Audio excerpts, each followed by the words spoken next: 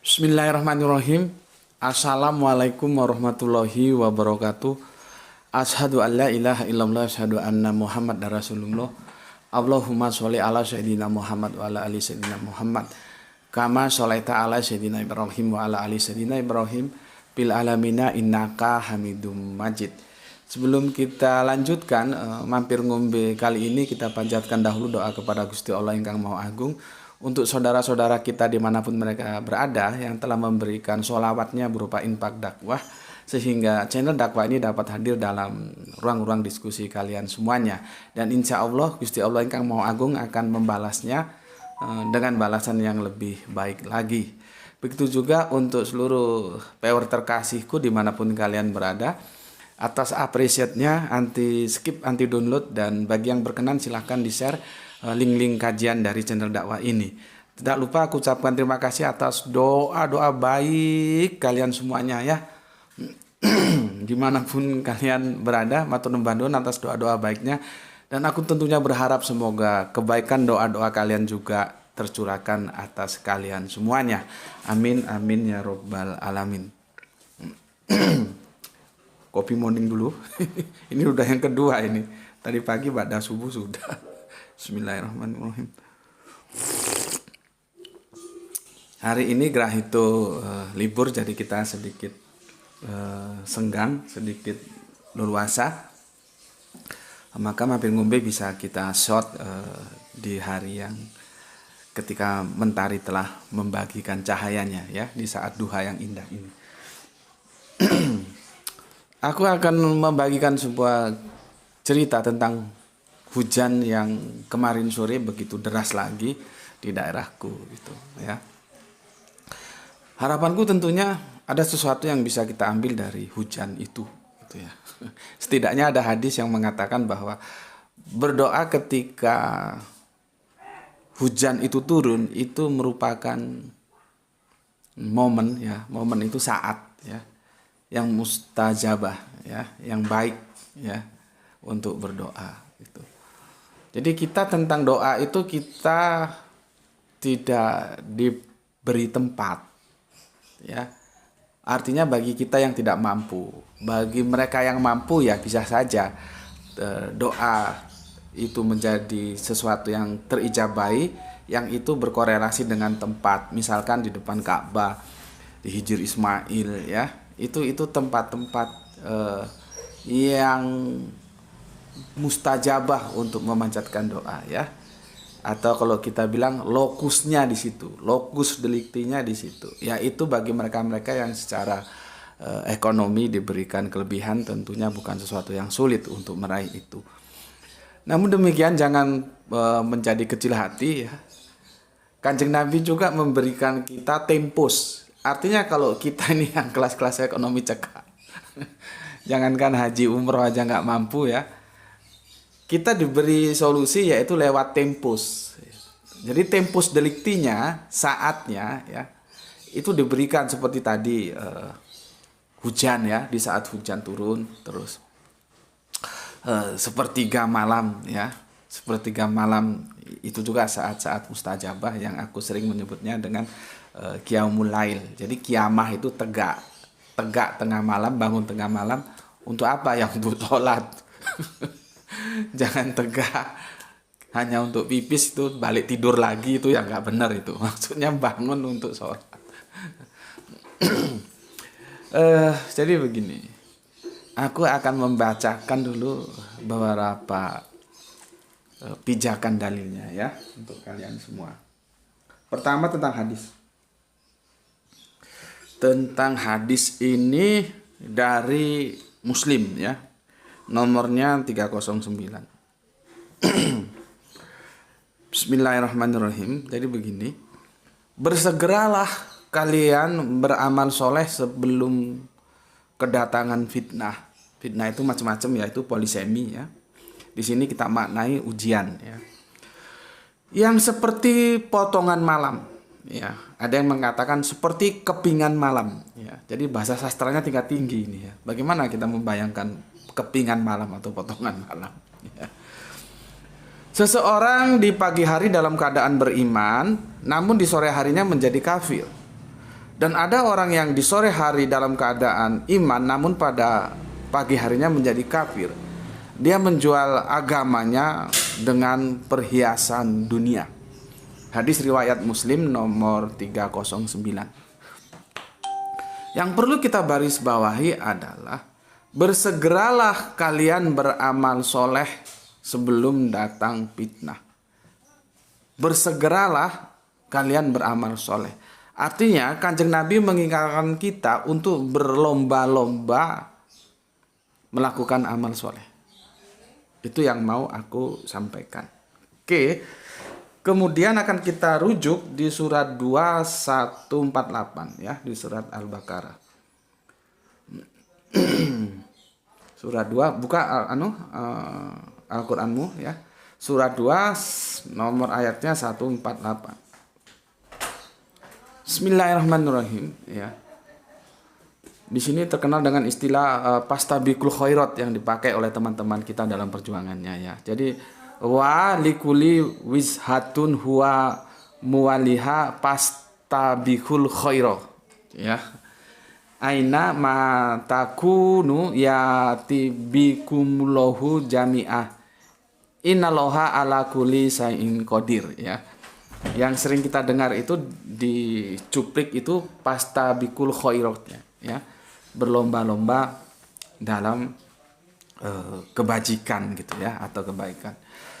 Lengkapnya begini, dan setiap umat mempunyai kiblat. Hati-hati, kalau aku bicara kiblat itu ada dua. Kiblat cara pandang kehidupan dan kiblat sholat. Lihat konteksnya. Konteks itu menentukan makna dari teks ya. Oke. Dan setiap umat mempunyai kiblat yang dia menghadap kepadanya ya. Maka, nah ini titik beratnya, berlomba-lombalah kamu dalam kebaikan. Sesuai dengan hadis tadi ya, kita diperintahkan untuk berlomba-lomba. Aku ulangi, maka berlomba-lombalah kamu dalam kebaikan. Di mana saja kamu berada, pasti Allah akan mengumpulkan kamu semuanya. Sungguh Allah Maha Kuasa atas segala sesuatu ya. Jadi innallaha ala kulli syai'in qadir ya. Allah itu ya Maha menguasai, berkuasa atas segala sesuatu itu. Kita dapatkan informasi di sini diperintahkan untuk berlomba-lombalah kamu dalam kebaikan. Oke, senada dengan hadis yang kita baca tadi. Sekarang kita hunting ke surat 5 ayat 9, surat Al-Maidah. Ayat 9 ya. Ayat yang ke-9. Oke, bismillahirrahmanirrahim. Allah telah menjanjikan kepada orang-orang yang beriman dan beramal soleh ya. Mereka akan mendapatkan ampunan dan pahala yang besar. Ini banyak sekali ya. Kalau kita lihat nanti silakan hunting sendiri. Beriman itu gandengannya beramal soleh. Beriman dan beramal soleh. Beriman dan beramal soleh. Artinya kita ditunjukkan ya lewat Al-Quran oleh Kanjeng Nabi bahwa you tidak cukup hanya beriman. Nggak cukup. Harus beriman dan beramal soleh. Di perjanjian baru juga dikatakan begitu. Ya, bahwa iman tanpa perbuatan itu mati hakikatnya. Jadi ada keselarasan. Ya. Makanya kitab-kitab perjanjian lama, perjanjian baru dan perjanjian terakhir itu bisa kita lihat ada jejak-jejaknya, ada benang merahnya. Ya. Yang itu diwartakan kembali ya. Oke. Yang kita bisa lihat di sini, beriman saja tidak cukup, berimanlah dan beramal solehlah.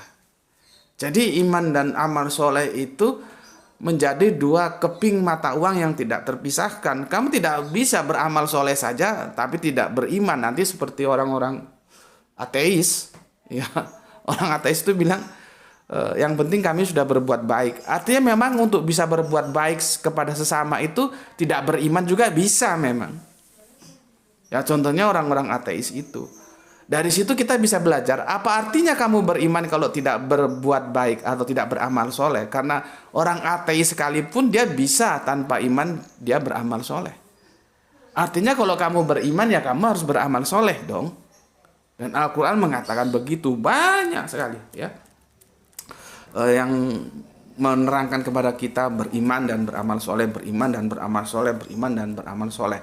Itu menjadi satu tarikan napas. Menjadi dua keping mata uang yang tidak terpisahkan. Bayangkan kamu punya uang, salah satu sisinya itu tidak bergambar apapun, itu tidak laku. Atau sisi yang lain gitu, tidak laku. Harus dua-duanya. Maka dikatakan bagaikan dua keping mata uang yang saling mendukung, yang tidak bisa terpisahkan. Beriman dan beramal soleh. Gitu. Oke, itu yang bisa aku bacakan tentang pijakan dalilnya ya.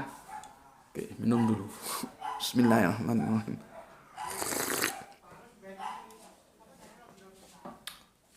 Aku itu kalau senja hari ya ba'da asar itu kan menjemput istri pulang kerja ya. Jadi itu menjadi jadwal rutin di samping jadwal ngantar kalau Gra itu sudah bisa naik sepeda sendiri ya. Adiknya Ranti ngaji sekolah itu sesuatu yang sudah terjadwal gitu. Kemarin di sini hujan deras dan petir itu sangat seperti di Al-Quran dijelaskan tentang hujan dan petir itu ya, ya. Ya kadang-kadang kita takut juga sih ya dengan suara yang begitu besar banget petirnya ya, hujan juga deras. Setelah petirnya reda, hujannya masih lumayan ya. Akhirnya aku pakai jas hujan ya, naik sepeda dan turun ke Malang ya. Aku tinggal di Batu, Malang Batu kondisi normal 1 jam, setengah jam lebih dikit lah kalau tidak macet. Karena di sini daerah wisata ya, bisa menjadi 1 jam lebih terlihat lihat kondisi jalanannya. Ya. Begitu aku keluar dari gang masuk ke jalan raya itu kok dari kejauhan aku lihat ada orang pakai helm ya dan dia pakai jas hujan tapi kok jalan orang ini ya.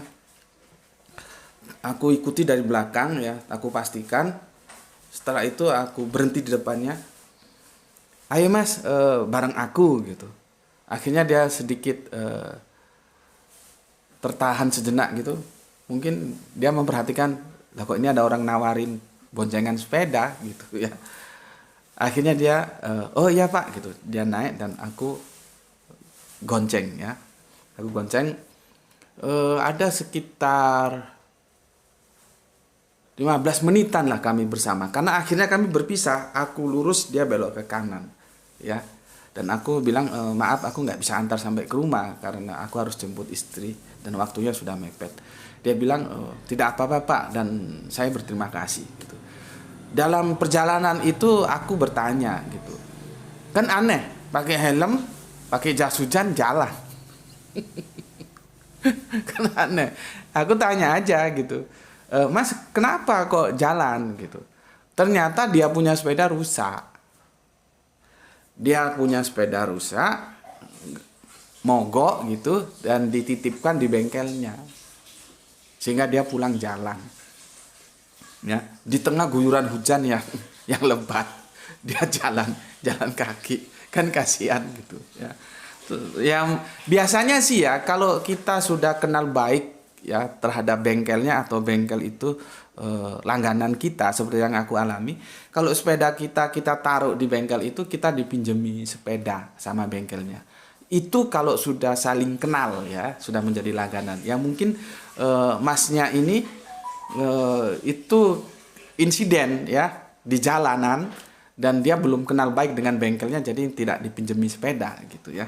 Biasa ya, itu kita tahu ya belum akrab aja, takutnya ada yang di luar perkiraan ya, jadi tidak dipinjemin sepeda. Tapi biasanya kalau kita sudah akrab dipinjemin kok ya. Karena toh sepeda kita kan ada di bengkel dia gitu ya. Dari obrolan itu ternyata dia mahasiswa kimia dari salah satu universitas favorit di kota Malang ini ya. Dia ambil jurusan kimia.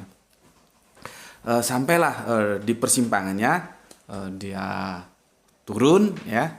Dia turun dan kami saling mengucapkan salam dan berpisah. Aku menjemput istriku pulang kerja di tengah guyuran hujan. Yang perlu aku sampaikan, kenapa aku peduli sama dia. Sementara orang tidak ada peduli, ya. Ya mungkin kalaupun ketidakpedulian itu karena kondisi yang memang hujan deras sehingga orang saling buru-buru, gitu ya. Tapi aku tidak. Aku lihat kasihan ini orang nih, gitu ya. Ya sudah, aku tolong aja. Itulah yang aku bilang seperti dalil yang sudah aku sampaikan. Ayo kita berlomba-lomba dalam kebaikan. Dalam Islam, melakukan kebaikan itu hablum minanas itu tidak dibatasi. Kita tidak perlu melihat KTP-nya apa. Tidak perlu. Mana KTP-nya? Agamanya apa? Dari mana? Mau kemana? Tidak perlu. Jadi sesama manusia, humanismenya itu dalam Islam, kita diperintahkan untuk berbuat baik. Kepada siapa? Kepada siapa saja. Nggak harus dilihat KTP-nya supaya tahu, oh ini orang Islam, ini, oh ini kafir, ini. Enggak. Ya, agama kita mengajarkan berbuat baiklah kamu kepada siapapun. Ya, tanpa harus melihat agamanya, background latar belakangnya, enggak. Berbuat baik saja. Ya. Dan aku mencuri kesempatan itu. Ya, maka aku ingin mengajak kalian semuanya, kalian harus pandai-pandai mencuri kesempatan ketika ada momen kamu bisa berbuat baik. Ya. Jadi kita diperintahkan berlomba-lomba berbuat baik. Karena kita tidak tahu amal mana nanti yang akan menyelamatkan kita. Ya. Mungkin kita sudah sholat, oke. Kita yang bagi berkemampuan sudah haji, oke. Sudah puasa, oke. Ya, sudah zakat, oke. Tapi apakah itu semua menjamin? Seperti aku bilang kemarin, kalau ada orang sholat, aku bisa tentukan sholatnya sah atau tidak. Bisa, karena ada parameternya, yaitu teori hukum fikihnya. Selama dia sholat memenuhi teori hukum fikihnya, maka sholatnya itu sah. Tapi kalau aku ditanya, apakah sholatnya itu diterima, aku tidak tahu. Itu hanya Allah yang tahu apakah ibadah dia diterima atau tidak. Nah, kita ini kan harus berjaga-jaga. Jangan-jangan ya kita sudah merasa, oh amalan gue paling hebat nih. Nanti kalau gue begitu ada panggilan, langsung deh Israel datang, hisab, masuk surga. Ya. Hati-hati. Dengan kepuasan-kepuasan itu hati-hati. Karena kita tidak tahu amalan mana nanti yang akan menyelamatkan kita. Maka banyak-banyaklah berbuat baik. Banyak-banyaklah beramal soleh. Itu berbuat baik itu ada dalam konteks ibadah yang goiru mahdo. Bukan yang mahdo. Yang mahdo sudah jelas. Yang goiru mahdo itu banyak kesempatan. Maka kita harus pandai-pandai mencuri. Ya, kesempatan mana yang harus kita ambil? Ini. Karena nanti ketika kita sudah wassalam, semua itu nggak ada artinya. Kamu mau berbuat lagi baik lagi sudah nggak bisa. Nyawa sudah terlepas. Semua yang kamu miliki itu tidak akan kamu bawa. Ya. Lalu aku akan memberikan sebuah cerita ini kepada kalian. Contohnya seperti itu.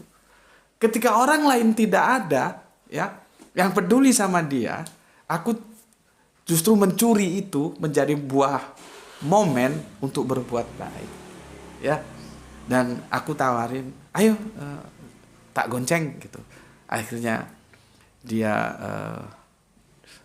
duduk di belakang dan aku gonceng, aku antar sampai di pertigaan kami berusaha yang aku bilang tadi. Ya. Maka di duha yang ceria ini aku ingatkan, ya, pandai-pandailah kalian mencuri waktu, ya. Apabila ada kesempatan untuk berbuat baik, berlomba-lomba, fastabiqul khairat, berbuat baik. Jangan justru kamu hindari. Itu orang goblok, nggak cerdas justru. Ya, jangan karena apa? Jangan. Atau kamu pura-pura budak atau pura-pura tidak tahu gitu ketika ada orang minta pertolongan. Jangan, justru kamu mencuri, ya, mencuri waktu. Coba kamu merasa sedih nggak, merasa susah nggak? Ketika kamu berinfak, tidak ada yang mau menerima. Ketika kamu mau bersedekah, tidak ada yang mau menerima. Ketika kamu mau berbuat baik, tidak ada lagi yang mau menerima berbuat baik. Itu menyedihkan kamu nggak? Sekarang ini ketika ada momen, kamu pura-pura nggak tahu atau pura-pura nggak ngeh aja. Itu kan kebodohan itu. Kegoblokan yang paling goblok ya itu termasuk itu. Karena kalau dia cerdas, dia mencari momen. Apa yang kamu punya, Allah tidak membatasi. Seperti aku punya pengetahuan ya pengetahuan. Kamu yang berikan kelebihan yang lain apa? Kalau harta ya harta. Kalau seperti contohnya sosok pribadi yang pernah kita diskusikan tentang Pak Mukhtar, tenaga ya, karena dia bisanya tenaga, ya tenaga. Jadi ayo kita berlomba-lomba berbuat baik terhadap sesama pun dengan apa yang kita bisa. Berbuat baiklah kepada sesama, karena kita tidak tahu nanti mana yang diterima oleh Allah. Ya, jadi jangan merasa puas, oh gue sudah top nih, puasa gue lancar, sholat gue lancar, haji gue lancar, yang lainnya lancar. Terus you merasa puas dan merasa cuek aja dengan kehidupan orang lain yang membutuhkan pertolongan. Oh jangan, ya. Dan Al-Quran mengatakan pada kita beriman dan beramal soleh, ya. Itu dua keping mata uang yang tidak bisa terpisahkan. Oke, itu yang aku bagikan di tanggal berapa ini, Li?